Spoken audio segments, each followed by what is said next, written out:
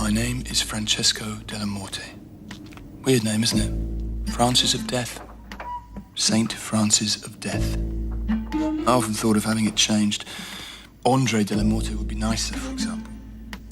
I'm the watchman of the Buffalora Cemetery. I don't know how the epidemic started. All I know is that some people, on the 7th night after their death, come back to life.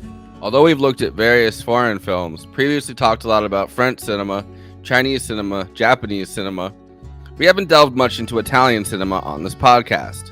A lot of times the Italian cinema that gets brought to English-speaking American audiences has either been extremely highbrow, Fellini for instance, known as the master of highbrow art house fare, or Bertolucci, whose Last Tango in Paris continues to make scandalous news, or extremely lowbrow and experimental. The spaghetti westerns. Although Sergio Leone's work is pretty universally praised, for instance, the spaghetti western genre is not. And when American actors went to Italy to do the spaghetti westerns, it was assumed that they had turned washed up, aged out of the Hollywood hero age range. Where I'm standing, going to Rome to star in movies does not sound like the fate worse than death that you seem to think it is. Come on now, you ever seen an Italian western? Huh? They're awful. It's a fucking farce. Yeah, how many you seen? 1, 2? I've seen enough, all right? Nobody likes spaghetti westerns. Tarantino parodied that in Once Upon a Time in Hollywood, where Leonardo DiCaprio's Rick Dalton is flown to Rome after Hollywood is through with him to star in a spaghetti western, Nebraska Jim. Or on a different track, Italian horror and giallo films, meaning yellow, often combining sexploitation, elements of thrillers, and stylistic violence. Beginning in the 1960s and having a real moment in the 1970s, they exist on a sliding scale between crime thrillers and Italian slashers. Giallo is a lot like the American pulp. Originally it was a movement in Italian literature, cheap dime store novels with a trademark yellow cover. Starting with translations of American and British murder mysteries and thrillers, they soon had Italian authors not just translating but writing their own. And like in America, where pulp novels jumped onto screen, in Italy, giallo became its own film movement. One of the directors best known for being associated with giallo is Dario Argento, who got to start writing screenplays for both Bertolucci and Sergio Leone, especially on the Sergio Leone spaghetti western Once Upon a Time in the West. So you're the one who makes appointments. And you're the one who doesn't keep them. What do you want? Who are you? Dave Jenkins.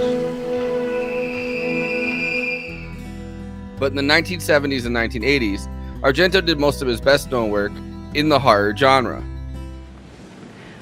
But what does it mean to be a witch? Well, as a believer in the material world and a psychiatrist to boot, I'm convinced that the current spread of belief in magic and the occult is part of mental illness. Including 1977's Suspiria. One of Dario Argento's biggest collaborators, who ended up being often one of his assistant directors, starting a long collaboration in the 1980s with the 1982 film Tenebrae, was Michele Soavi. Ho conosciuto Michele Soavi mentre preparavamo Fenomena.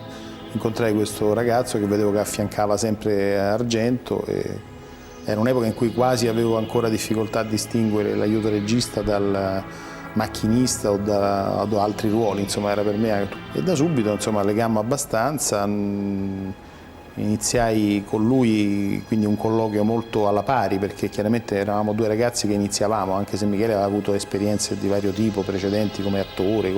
Soavi's first directorial effort was a documentary called Dario Argento's World of Horror. Soavi was praised for bringing the Italian horror genre into the 1980s and 1990s, when many other directors were leaving it behind. Tonight we're going to be talking about his 1994 comedy horror film, Cemetery Man.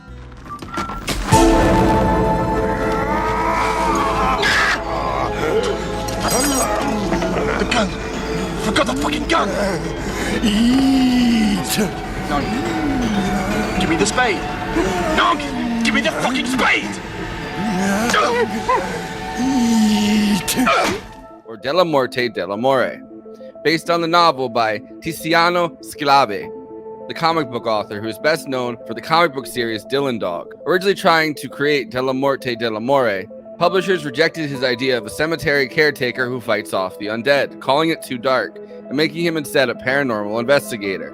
come anche molti sanno, ma non tutti perché lo sanno solo i fan, che Dylan Dog a sua volta nasce da un altro personaggio che era l'origine di questa serie, che era della morte e dell'amore, cioè era Francesco della Morte, che fu, diciamo, il numero 0 di Dylan Dog, perché poi fu rifiutato dall'editore in quanto troppo truce, troppo macabro, ecco. Forse l'idea di affidare un'intera serie che avrebbe dovuto in qualche modo prendere posto nel mercato ed era troppo rischioso di fare una serie su uno che faceva come lavoro il guardiano dei cimiteri.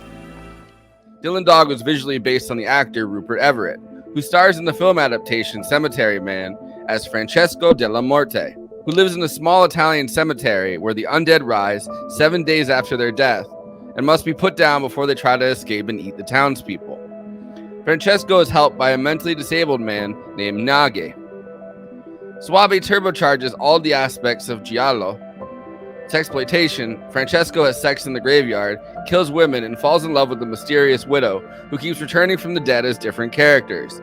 There's noirish mystery, dreamlike surrealism, and the supernatural. Killing the dead.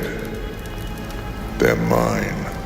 If you don't want the dead coming back to life, why don't you just kill the living? Shoot them in the head. Are you listening to me? More than anything else, the film is incredibly surreal.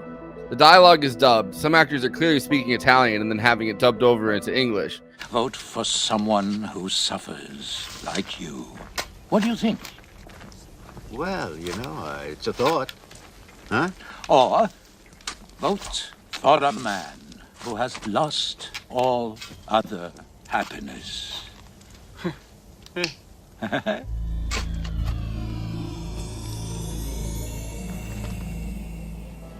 Much of it is nonsensical in the way it might be in a dream. They seem trapped in this world, the town of Buffalora, like a weird, surreal purgatory. Throughout the film, Francesco della Morte slowly stops killing the undead and starts killing the living. The widow he's in love with is played by Finnish model Anna Falchi, and she keeps popping back up as various new characters. The whole film is in this strange, surrealist high gear. None of it makes any sense at all, but Soavi is clearly a master at the visual, creating some really cool visual shots and gags. And if you can suspend your need for a story that makes sense and just enjoy the gore, the visuals, and the insanity, it's a strange and fun zombie film.